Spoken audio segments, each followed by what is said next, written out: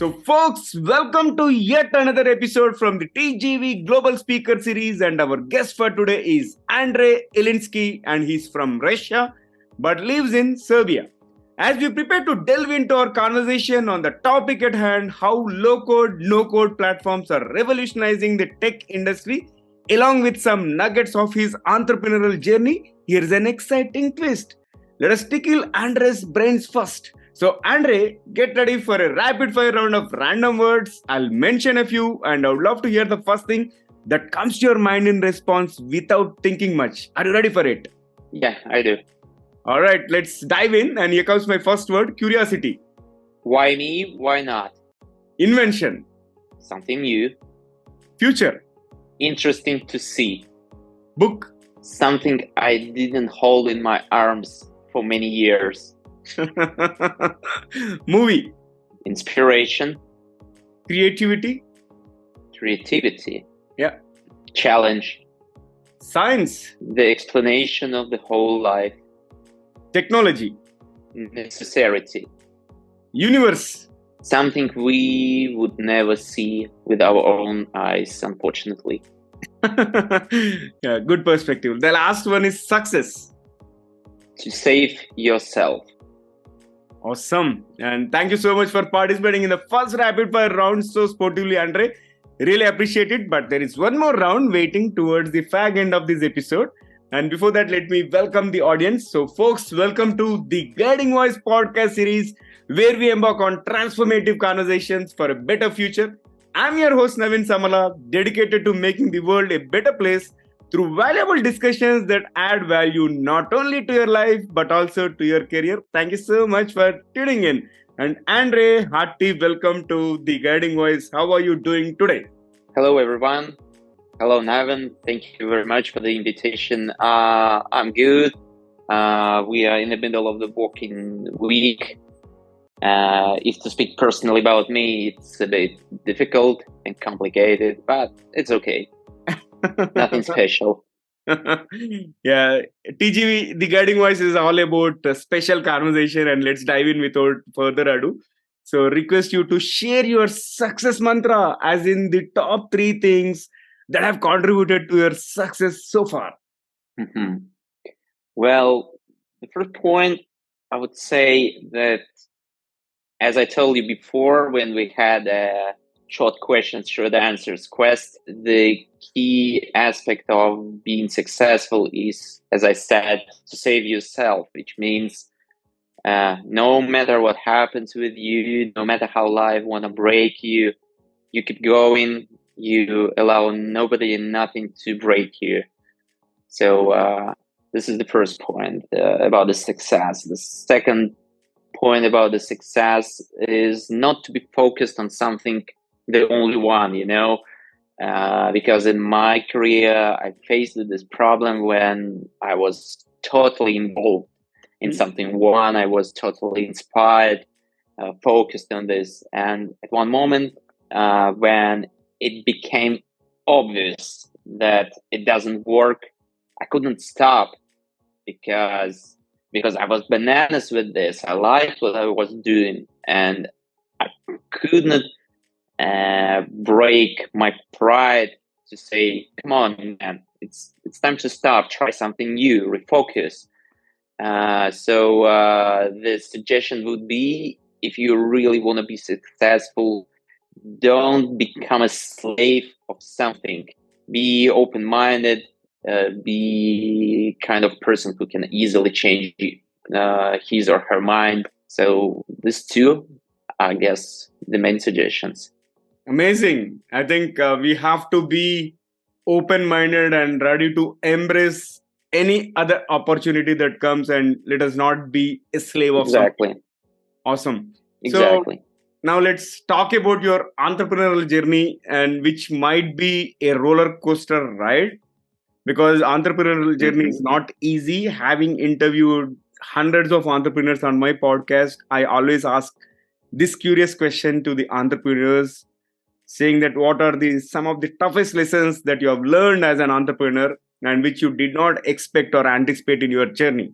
I have not expected that the failures might happen more often than victories.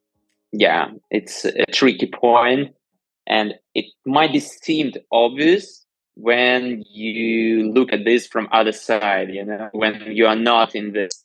But when you start your own business, you try to motivate, to inspire yourself, to say everything is going to be good. Everything will be fine. Of course, yeah, there would be some difficulties, but all in all, my trip will be a victory trip. But when you face with this in reality, you find yourself in a bunch of shit cases, which goes one after another, and this is why it's important to keep going no matter what happens with you daily. So I guess it was the biggest surprise for me, because I had a clue that it might be logically, but anytime I was thinking about it, I told to myself, "Oh, it's not my case. I'll have another one case. Everything will be cool, successfully, easily, and so on." But no, nobody can go through this to pass this. This is what we all have to face, and to face it with the glory.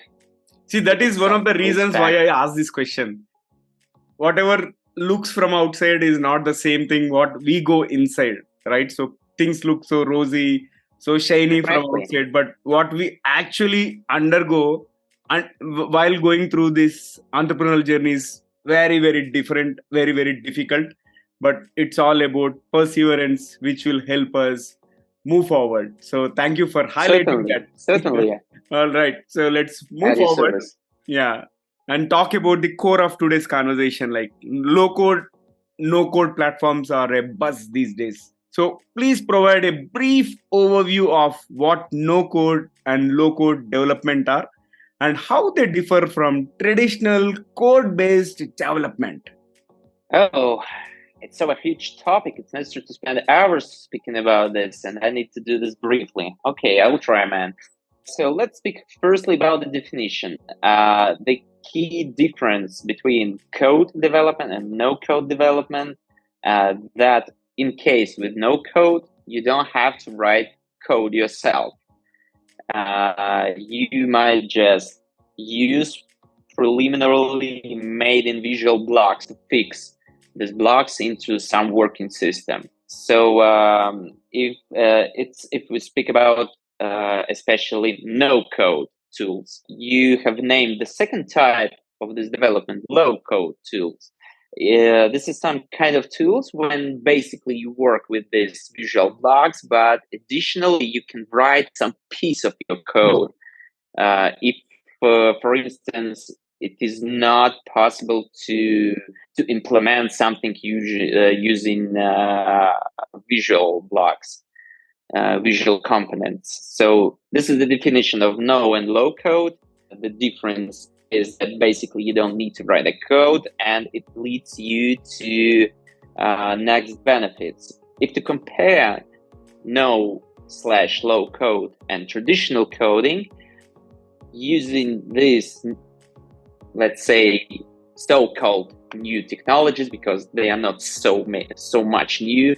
The first no-code tool was invented even in 1992, if I remember correctly, but it didn't work at those times because the whole IT sphere wasn't quite good for these solutions, and the reborn of the no-code happened in 2012, so-called new solution. So it is 3-4 times cheaper than traditional coding.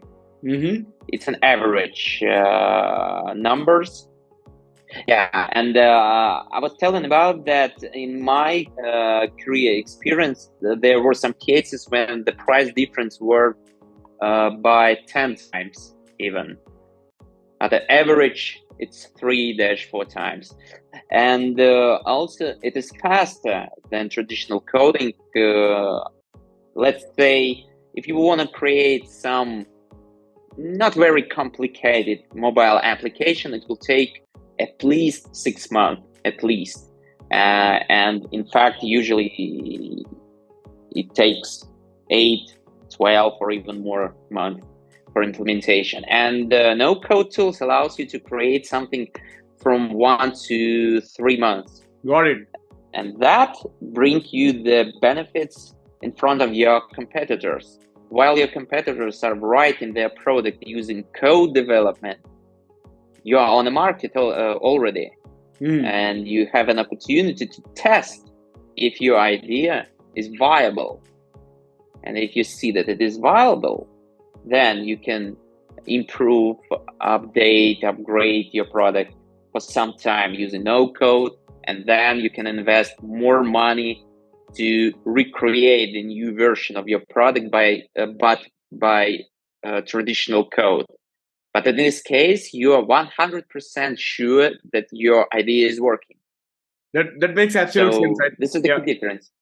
Let's move forward, Andrei. And startups, right, face unique challenges. And what are some of the most common insurmountable problems that beginner entrepreneurs encounter in the tech space? And how can these no-code development help address them? Yeah, we have a good transmission from one topic to another. I have stopped in a proper place to answer your next question. I remember once I have read one article in some online resource where were provided a research on this topic. The research put on the question why startups fail. So the first reason was obviously the lack of funds, the budgets, and so on. But the most interesting was the second position. The second position was called no market need. So it means that, this second place took approximately something like 30% in the percentage pipe. So we can almost say that every third aspiring entrepreneur doing something and market does not need it at all. Why does it so happen, and how to cope with this? Well, the first mistake aspiring entrepreneurs do, they start implementing some projects only in accordance of their own vision. They made a small, not very deep research of the market. They discovered that there are a lot or a few analogs of what they want to do. They think, okay, I see what my competitors did. I will do practically the same, but with some updates. And my idea will be on fire. But in fact, it doesn't work so in 30% of cases. Why so? Because the majority of entrepreneurs miss the key point. Let's say, okay, not they, we are all entrepreneurs, so let's say we are doing something not for ourselves, we are doing it for other people. So the first thing before starting implementing something, we need to identify what do people want. For that, it is necessary to do such a thing which is called user research. User research is dedicated to fulfill this goal, to understand what your potential users, clients, and blah, blah, blah really want.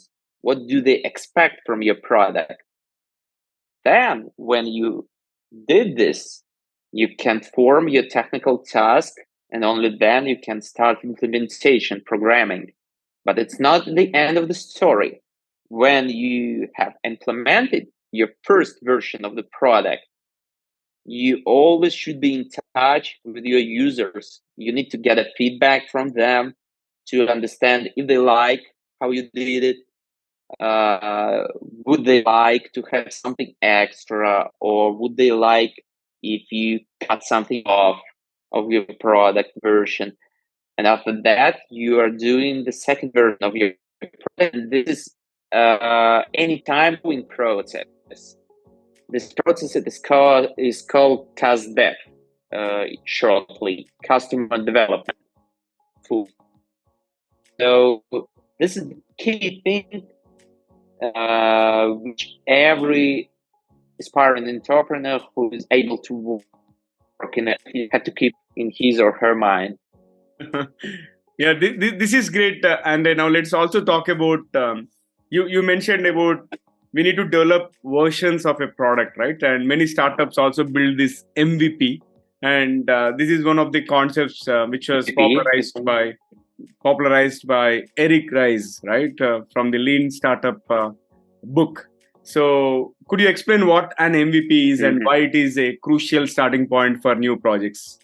So, firstly, I think we need to clarify for our listeners and viewers what MVP means. MVP means minimum viable product. It's related with the topic I told before. When you got some your user research, you have a clue what you need to do, but you always need to keep in mind that any research, this is a small amount of people. You may take a research among, let's say, 100 people, 500 people, million of people. But if you take the interview from another 1 million people, your data will change dramatically, or even might change dramatically. So when you get some feedback, you need to understand that it doesn't give you 100% of guarantee that if you do this, what people told you, it will work for other 100, 500 or million people. For that, you need to minimize your risks. To minimize your risks, you need firstly start off some paragraphs of this user research, and you have to remain only the key things, the main things. I like an example I used to give to people when I explain what MVP means. Let's say you want to create some payment system, the analog of Stripe or, I don't know, PayPal and so on. Currently, this product have a lot of options inside. But for your start, you don't need all these options. You just, let's say, 2 or 3 options. What do your potential clients need from this payment system? So fast delivery itself, so based somewhere during the transaction, and the lowest commission comparing with all other services. That's it. Just 3 paragraphs. That's what have to be done for the first action. So in fact, that's what MVP means. You need to cut off all the rest, what is less important for the product. When you implemented the main things and you see that you have a lot of users, you have a huge monetization for this, after that you can keep going on. You can move and add something extra. When you move this way, you minimize your risks to lose a lot of money and a lot of time, because as less as you have options in your product, the cheapest price for the creation will be. Got it. Very clear. And less time will be spent. Nice. Awesome, Andrei. Now let's talk about your studio.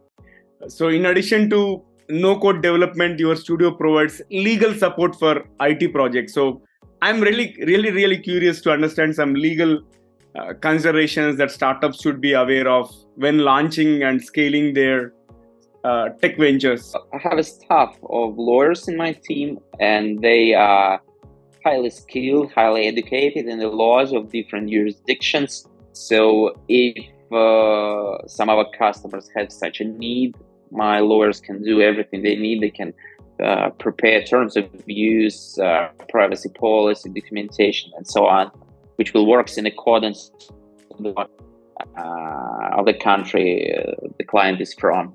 So this aspect was taken into our account too.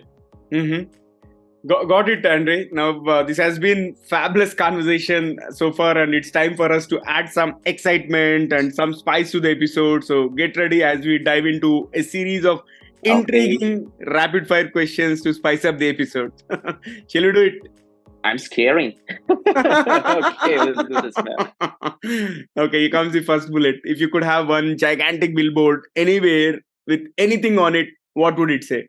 Sorry, it was a short disconnection. Could you repeat your question, please? I am asking, like, if you could have one gigantic billboard anywhere with anything on it, what would it say? In my mind, my dreams are real. Wow. And what is the most beautiful place you have ever visited? I guess the most beautiful place is the place that I still didn't see. Okay. Can you describe yourself in just one word? Can I use at least 2 words? Yeah, no problem. Go ahead. Please go ahead. No, I can't tell even in 2 words. Okay, I will say in one short sentence. A guy with a fork in the world of soup.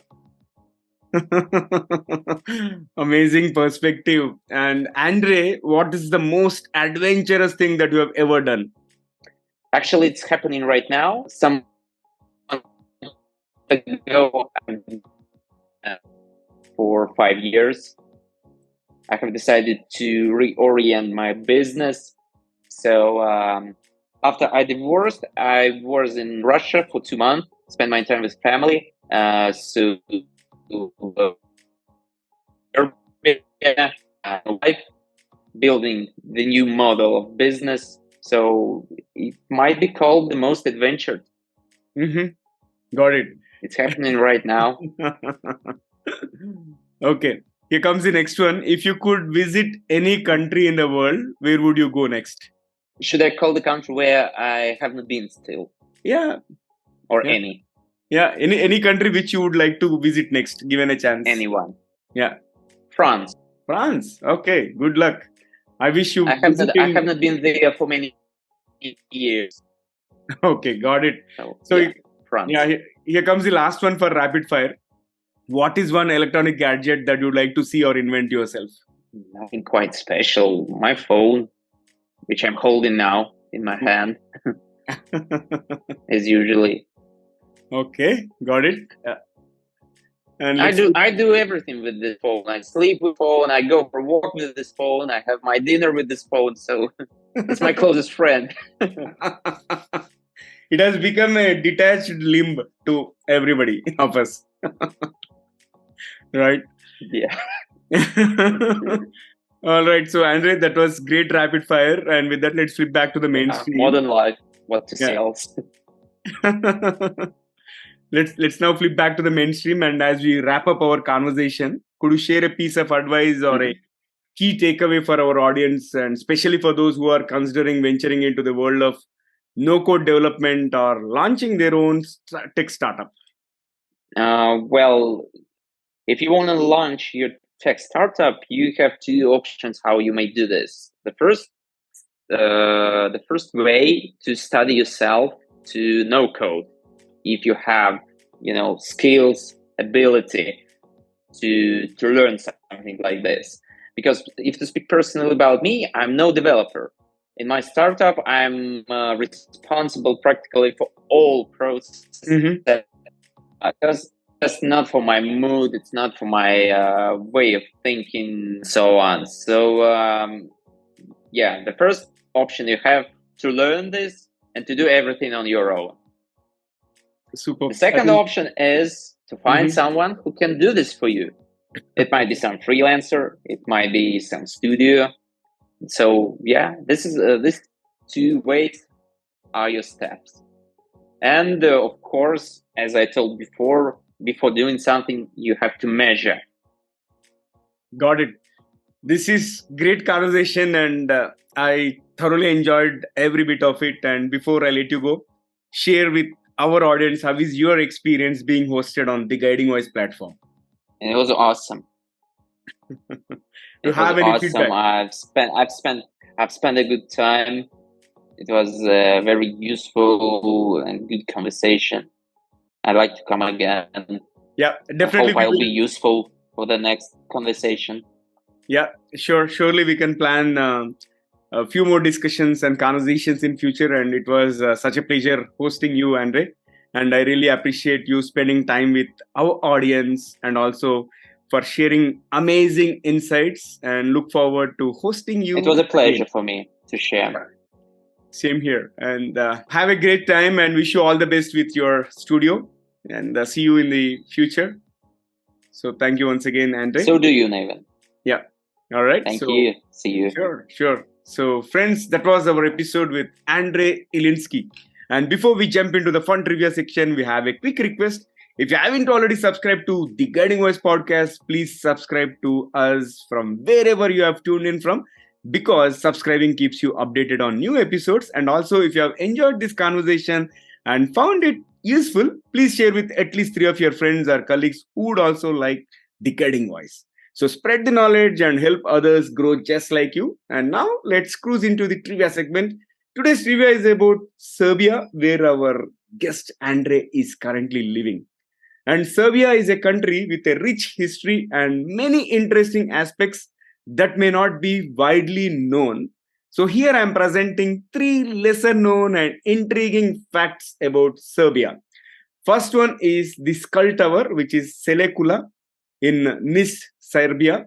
There is a unique and somewhat macabre monument known as the Skull Tower, and it was built in the early 19th century by the Ottoman Turks using the skulls of Serbian rebels who had been killed during the first Serbian uprising. And the tower contains 952 skulls embedded in its walls and serves as a symbol of resistance and a reminder of Serbia's struggle for independence. And the second one is about the Serbian Cyrillic alphabet. Serbia is one of the few countries where the Cyrillic alphabet is officially recognized and used alongside the Latin script. And the Serbian Cyrillic alphabet is distinct from the Russian Cyrillic alphabet and is an important part of the country's cultural identity. It is used in official documents, signage, and education, and many Serbs are bilingual in both the scripts. And the third one is Rakija, Rakia tradition. Rakia, a fruit brandy, is a popular alcoholic beverage in Serbia. And what makes it unique is the strong tradition of homemade Rakia production. Many families in Serbia have their own stills and produce Rakia from various fruits such as plums, apricots, and also grapes. It's often offered as a sign of hospitality and is an integral part of social gatherings, celebrations, and also cultural events. So here are a few lesser known facts and interesting aspects of Serbia's culture and history. And I'm sure you must be aware of a few of them. And in case if you know something about Serbia, please feel free to leave a comment. If you are watching it on YouTube, you can comment there. Or if you have found this episode on social media platform, you can comment there. And that's it for today's episode. Thank you so much for tuning in and taking time to tune into this episode and also for being part of our awesome community. Folks, we would love to hear from you. So do not hesitate to share your ideas and feedback and also guest speaker suggestions, topic recommendations, either through our social media or you can also email us at theguidingvoiceforyou@gmail.com. Let us create content that resonates with you. I'm your host, Naveen Samala, a lifelong learner, and my goal is to have impactful conversations that improve not only your life, but also your career. And until next time, take care, stay inspired, and remember, the future holds great things because the best is yet to come. And goodbye for now. See you all in the next episode with another amazing guest.